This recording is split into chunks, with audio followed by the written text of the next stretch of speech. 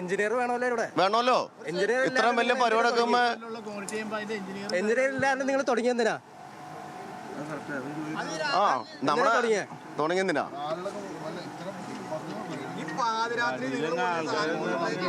അത് നടക്കൂല. അതൊന്നും ശരിയായ നിലപാടല്ല. അതൊന്നും ശരിയായ നിലപാടുകളല്ല. വിളിക്ക് ആള് എഞ്ചിനീയർ വിളി. വരാൻ പറ.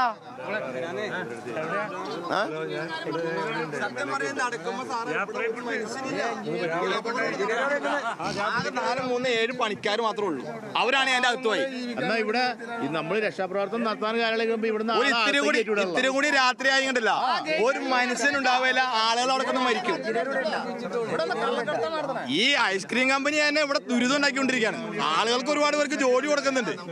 കഴിഞ്ഞ ആഴ്ചയാണ് അവിടെ കൊണ്ട് പ്ലാസ്റ്റിക് ഇട്ട് ആ പാടം നിറച്ച് പ്ലാസ്റ്റിക് ഇടക്കാറ്. എന്നിട്ട് പറഞ്ഞിട്ടാണ് മാറ്റിച്ചത്. ഉള്ള വേസ്റ്റ് മുഴുവൻ ഇവര് ആ പുറത്തേക്ക് ആ പാടത്തേക്കാണ്. ഇതെല്ലാം പോട്ടെ, മെമ്പർമാരുടെ കാര്യം ഇവിടെ പറയാതിരിക്കലല്ലത്. ഞാൻ പറയുന്നത് വെച്ചാൽ ഈ സാധനം നടക്കുന്നത് ഇത്തിരി ഇല്ലാത്ത വോൾട്ടേലാന്ന്. മനുഷ്യന്മാര് നമുക്ക് പണീനെ കുറിച്ച് ഒന്നും അറിയാൻ പാടില്ല. നമുക്കറിയാൻ പാടില്ല. എന്നിട്ട് ഈ പുള്ളി എങ്ങാണ്ട് ഫോർമാനാണ്. ഈ പുള്ളിക്ക് ഒന്നും അറിയാൻ പാടില്ല. കോൺട്രാക്ടർ ഒന്നുമല്ല, വെറുതെ ഏക്കറാണ്. യഥാർത്ഥ കോൺട്രാക്ടർ വരട്ടെ, എഞ്ചിനീയർ വരണ്ടേ ഈ പാതിരാത്രി പണി എടുക്കുമ്പോ. ഇപ്പൊ എന്താ സംഭവിച്ചേക്കണത്? ആ കംപ്രസർ ഓടിക്കണ ആ പുള്ളിയുടെ ആയിട്ടാണ് നിലവിൽ കാല് കട്ടായി പോയേക്കണേ. നാട്ടുകാർ വരുന്നവര് പറയാം ഒരു കുഴപ്പമില്ലെന്ന് പറയണേ. ഇവിടെ നിലവില് ഇതിന്റെ വർക്ക് എടുത്ത ആരെങ്കിലും ഇവിടെ ഉണ്ടോ? നിങ്ങൾ ഇതിന്റെ എഞ്ചിനീയർ വിളിക്ക്. ഇതിന്റെ ആരെങ്കിലും ഇവിടെ ഉണ്ട്? വർക്ക് ഈ സാധനം ഇങ്ങനെയാണ് പണിയുന്നത്. വർക്ക് എടുത്തത് ചേട്ടന്റെ റോൾ എന്താണ്? ചേട്ടന്റെ റോൾ എന്താ ഇവിടെ? പറഞ്ഞു വന്ന പണിക്കാരനാണ്. സബ് കോൺട്രാക്ടർ ആണ്. കമ്പനി മെറ്റൽ മത്സ്യം ഞാൻ വർക്ക് ചെയ്യുന്നു. സബ് കോൺട്രാക്ടർ ആണ് വർക്ക് എടുത്തത്. ഞങ്ങളുടെ വർക്ക് അതിന്റെ ബോൾട്ട്, അതായത് ആ തൂണ് കൊടുത്തേക്കണ ബോൾട്ട് എന്ന് പറഞ്ഞാൽ ആകെ ഒരടി നീളമുള്ളൂ.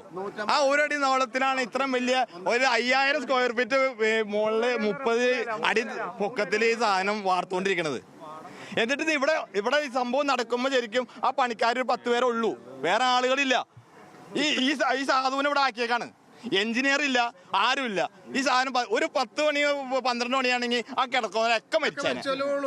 ആരറിയാൻ പറ്റും? ഇത് ഇവര് നാട്ടുകാർ പറയുന്ന ഒരു യാഥാർത്ഥ്യം. കാരണം ഇത്ര നല്ലൊരു സേഫ്റ്റി നമുക്കും പ്രതിപക്ഷം തോന്നുന്നു വെച്ചാൽ ഒരു സേഫ്റ്റി ആയിട്ടല്ല ഇതിൻ്റെ സ്ട്രെച്ചർ പണിതേക്കുന്നത്.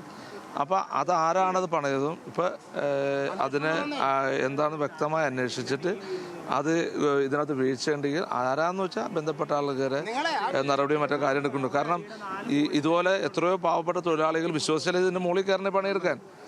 അവർ എവിടെയുള്ള ആളുകളായാലും ശരി, മനുഷ്യരാണല്ലോ. അപ്പോൾ അവർ ഈ പറഞ്ഞ കോൺട്രാക്ടറെയും അതിന് ബന്ധപ്പെട്ട എഞ്ചിനീയർമാരും വിശ്വസിച്ച് അവർ മുകളിൽ കയറണേ. വലിയ ഭാഗ്യം കൊണ്ട് ഇനി അത്ര ഇപ്പം പരിക്കുകൾ എത്ര ഉണ്ടെന്ന് നമുക്ക് നോക്കിയാലും മനസ്സിലാക്കാൻ സാധിക്കും. പക്ഷേ എന്ത് സംഭവിച്ചാലും ഇനി പരിക്ക് കുറഞ്ഞാലും കൂടിയാലും ഈ അപകടം ഉണ്ടായത് അത് എന്തൊക്കെ മിസ്റ്റേക്ക് ഉണ്ട്. ഇതിപ്പോൾ ക്യാമറി ഐസ്ക്രീമിൻ്റെ ബിൽഡിംഗ് ആണിത്. ആ ബിൽഡിംഗ് ഇവർ പുതിയ ബിൽഡിംഗ് പണിയാൻ വേണ്ടി എക്സ്പാൻഷൻ ചെയ്യാൻ വേണ്ടിയുള്ള ബിൽഡിങ്ങിൻ്റെ പണിയാണ് നടന്നത്. അതിലിവിടെ നാട്ടുകാർ പറഞ്ഞതുപോലെ തന്നെ, കാരണം അതൊരു നമുക്ക് കണ്ട ഈ സ്ട്രെച്ചർ പണിതേക്കുന്ന തന്നെ ഇച്ചിരി ഇതുണ്ട്. ഇപ്പം അദ്ദേഹം കോൺട്രാക്ട് ഇത് മാത്രമേ കോൺക്രീറ്റ് മാത്രമേ ഉള്ളൂ. അതിൻ്റെ സ്ട്രെച്ചർ പറയാനൊന്നും ഇപ്പോഴും വ്യക്തമല്ല. അപ്പോൾ അതുകൊണ്ട് അതിനെക്കുറിച്ച് അന്വേഷിക്കണം.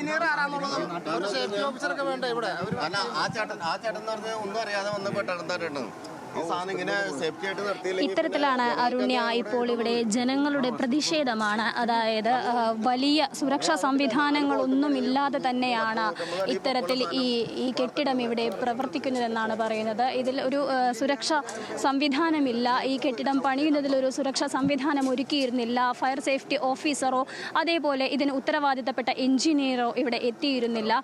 വൈകുന്നേരം 7 മണിയോടെയാണ് അപകടമുണ്ടായതെന്നാണ് അറിയാൻ കഴിഞ്ഞത്. അത്തരത്തിൽ അപകടം സംഭവിക്കും നാട്ടുകാർ പറയുന്നതനുസരിച്ച് എന്തോ ഒരു ഭാഗ്യത്തിനാണ് ഇവിടെ ആളുകൾ ഉണ്ടായിരുന്നത്. ഇത്തരത്തിൽ നേരം ഇരുട്ടിയും അപകടം നടക്കുന്ന സാഹചര്യത്തിൽ എന്തുകൊണ്ടാണ് ഈ സ്ഥലത്ത് ഉത്തരവാദിത്തപ്പെട്ടവരൊന്നും തന്നെ ഇല്ലാതിരുന്നത് എന്നാണ് നാട്ടുകാർ ചോദിക്കുന്നത്. ഈ ക്യാമറി ഐസ്ക്രീംസിന്റെ ഉടമസ്ഥതയിലുള്ള സ്ഥലമാണിത്. ഈ സ്ഥലത്താണ് ഇപ്പോൾ പുതിയ കെട്ടിടം ഇവർ പണിതുകൊണ്ടിരിക്കുന്നത്. ഇങ്ങനെ ഒരു പുതിയ കെട്ടിടം പണിയുന്ന സമയത്ത് ഇതിന് ഒരു തരത്തിലുമുള്ള സുരക്ഷാ സംവിധാനങ്ങൾ ഒരുക്കിയിരുന്നില്ല എന്നാണ് പറയുന്നത്. വെറും ഒരു ബോൾട്ട് ബുദ്ധിമുട്ടിൽ നിന്നുകൊണ്ടാണ് ഇത്തരത്തിൽ 10 ആലുവയിലാണ് തൊഴിലാളികൾ കെട്ടിടം തകർന്ന് വീണ നിർമ്മാണത്തിലിരിക്കുന്ന കെട്ടിടമാണ് തകർന്നത്. 2 പേർ അതിൽ കുടുങ്ങിക്കിടന്നിരുന്നു. എല്ലാവരെയും പുറത്തെടുത്തെങ്കിലും ചില ആളുകളുടെ നില ഗുരുതരമാണ്. 10 പേരെ ഇതിനോടകം രക്ഷപ്പെടുത്തിയിട്ടുണ്ട്. 3 പേരുടെ നില ഗുരുതരമെന്നാണ് വിവരം. ഷീന, ഇപ്പോൾ ഈ പ്രതിഷേധക്കാർ MLA യുടെ അടക്കം സാന്നിധ്യത്തിൽ പറയുന്നത് ഈ നിർമ്മാണത്തിലിരിക്കുന്ന കെട്ടിടമാണ്, അതുകൊണ്ട് തന്നെ നിർമ്മാണത്തിലുണ്ടായ ചില പിഴവുകൾ, ഇവിടെ ബോൾട്ടിന്റെ കാര്യമൊക്കെ പറയുന്നത് കേട്ടു. എഞ്ചിനീയർക്ക് നേരെ അടക്കം വിമർശനങ്ങൾ ഉന്നയിക്കുന്നുണ്ട് പ്രതിഷേധക്കാർ. ഇവരെന്താണ് യഥാർത്ഥത്തിൽ പറയുന്നത്? അതായത് നിർമ്മാണത്തിലുണ്ടായ പിഴവാണ് ഈ അപകടത്തിന് കാരണം എന്ന് തന്നെയാണോ?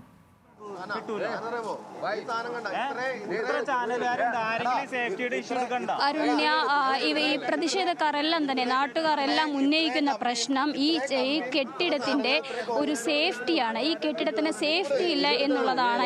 ഇപ്പോൾ ഈ പ്രതിഷേധം നടത്തുന്ന ഒരു വ്യക്തിയുടെ പ്രതികരണം നമുക്ക് തേടാം. കമ്മിമയാണ് ഇത് നോക്കിയേ, ഇതേപോലത്തെ ഇത്രയുള്ള ചെറിയ ഒരു കമ്പി വച്ചിട്ടാണ് നോക്ക്, ഈ കമ്പിമേന്നാണ് ഇത്രയും ഭാരമുള്ളൊരു ഭീമ് മുകളിലേക്ക് പോയേക്കണേ.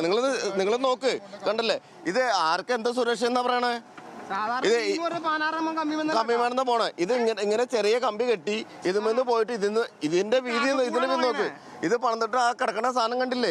ജനങ്ങൾക്ക് ജീവിതത്തിന് ഒരു ഇത് വേണ്ടേ? ഒരടി വീതിയുള്ള കോൺക്രീറ്റ് എത്ര സാധനം പോയിക്കണത്? 8 കമ്പിട്ട് കൊടുത്തേക്കണ 20 കമ്പി നിൽക്കൂല. എത്ര അടി താഴ്ത്തി ഇവിടുന്ന് കണ്ടമാനം മണ്ണ് ഇവര് കടത്തിയുണ്ട്. ഇവിടുന്ന് ഇത് ഇവിടുന്നുള്ള മണ്ണുകളെല്ലാം എടുത്തുകൊണ്ട് പോയി കുഴിയാക്കി അവർക്ക് ഇത് എങ്ങനെയെങ്കിലും സെറ്റപ്പ് ചെയ്യണം എന്നുള്ള രീതിക്കാണ് വന്നത്. പക്ഷെ എന്തോ ഭാഗ്യം കൊണ്ട് ഉടായ്പിൽ ഇത് വീണുപോയി. ഭാഗ്യക്കാരാണ് ആരാണ്ടത്.